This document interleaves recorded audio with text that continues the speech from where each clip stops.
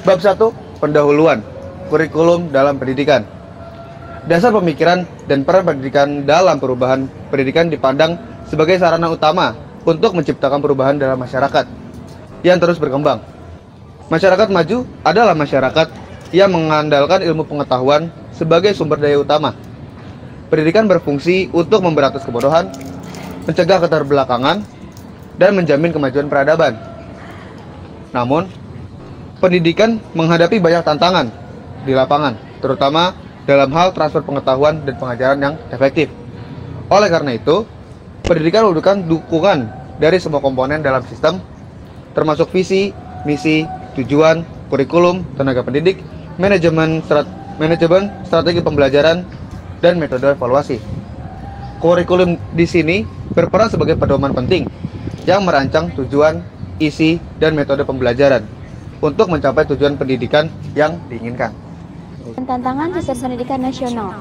Sistem pendidikan nasional saat ini menghadapi beberapa krisis fundamental seperti kuantitas, relevansi, etilisme, dan manajemen. Krisis ini diperparah oleh 7 masalah utama yang menghambat kemajuan pendidikan.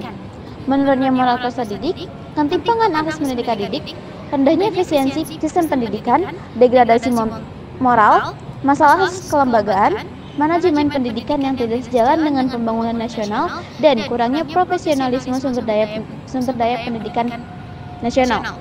Reformasi pendidikan menjadi hal yang tidak terelakkan. Sistem pendidikan harus ditata ulang agar lebih relevan dengan kebutuhan masyarakat modern dan lebih responsif terhadap perubahan di dunia kerja. Pendidikan yang efektif perlu difokuskan pada pengembangan kecakapan hidup, life skills, dan kompetensi yang sesuai dengan realitas sosial dan kebutuhan pasar. Pendidikan juga perlu memperhatikan dampak negatif globalisasi seperti meningkatnya konsumerisme, pergaulan bebas, dan penyalahgunaan obat-obatan terlarang. Untuk itu, sistem pendidikan harus mampu memberikan pengetahuan yang tidak hanya bersifat akademis, tetapi juga berbasis pada nilai-nilai moral dan kebudayaan yang kuat, sehingga dapat menghasilkan manusia yang seimbang antara kemampuan intelektual dan moral. Selanjutnya ada akosima dan prinsip-prinsip perubahan kurikulum. Perubahan kurikulum adalah hal yang pasti menjadi bagian dari perkembangan kehidupan. Kurikulum merupakan produk dari masyarakat dan perubahan sosial yang membutuhkan kerjasama dari berbagai kelompok dalam proses pengambilan keputusan. Perubahan kurikulum bersifat berkelanjutan dan komprehensif. Dengan pengembangan yang dilakukan secara sistematis, prinsip-prinsip ini mengarahkan bahwa perubahan kurikulum harus dimulai dari kurikulum yang ada dan diimplementasikan dengan mempertimbangkan berbagai faktor seperti relevansi dengan kebutuhan masyarakat, fleksibilitas untuk inovasi, kesinambungan antara berbagai jenjang pendidikan, dan efisiensi dalam pelaksanaannya. Hubungan antara kurikulum dan pembelajaran. Kurikulum dan pembelajaran adalah dua elemen yang tidak terpisahkan dalam pendidikan. Kurikulum menyediakan rencana tertulis yang mencakup ide-ide dan tujuan pendidikan, sementara pembelajaran adalah proses implementasi dari rencana tersebut. Kurikulum menentukan isi yang harus dipelajari dan memberikan pedoman bagi guru dalam mengajar. Sementara pembelajaran berfokus pada bagaimana proses belajar mengajar dilakukan, termasuk pemilihan metode, strategi, media, dan evaluasi. Hubungan erat antara kurikulum dan pembelajaran digambarkan seperti hubungan antara Romeo dan Juliet, di mana keduanya saling membutuhkan dan melengkapi.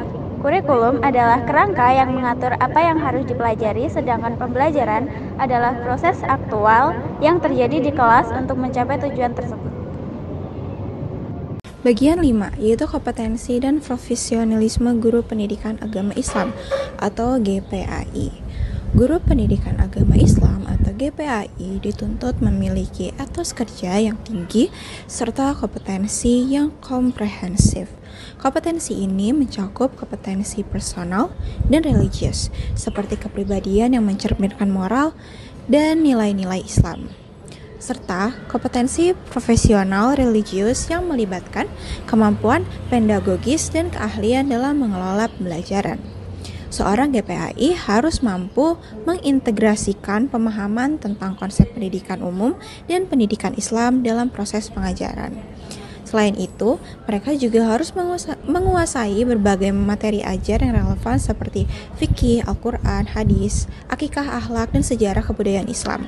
Di samping penguasaan materi ajar, GPAI juga harus memiliki kemampuan berinteraksi yang efektif serta peserta didik, orang tua, dan masyarakat untuk membangun lingkungan belajar yang kondusif serta harmonis.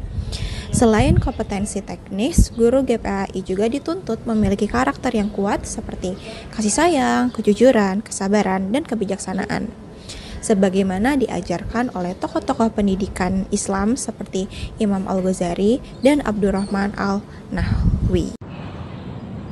Tujuan berdasarkan pemikiran di atas, maka tujuan penulisan buku ini selain untuk ikut serta memberikan sumbangan bagi pengembangan ilmu pengetahuan dalam bidang pendidikan, juga untuk membantu mahasiswa dalam mempelajari dan mengetahui perkembangan kurikulum di Indonesia. Perkembangan kurikulum melahirkan guru-guru profesional yang berinovasi dan selalu memiliki konsep dan landasan dalam pembelajaran. Oleh karena itu, dalam buku ini juga kami bahas konsep, landasan dan model kurikulum serta teori pembelajaran. Ruang lingkup sejalan dengan tujuan di atas, maka ruang lingkup kajian dalam buku ini diantaranya 1. Kurikulum dalam pendidikan. 2. Profesionalisme guru. 3. Konsep landasan dan model kurikulum. 4. Kebijakan pengembangan kurikulum di Indonesia. 5. Teori pembelajaran, dan terakhir ke-6 perspektif pembelajaran. Terima kasih.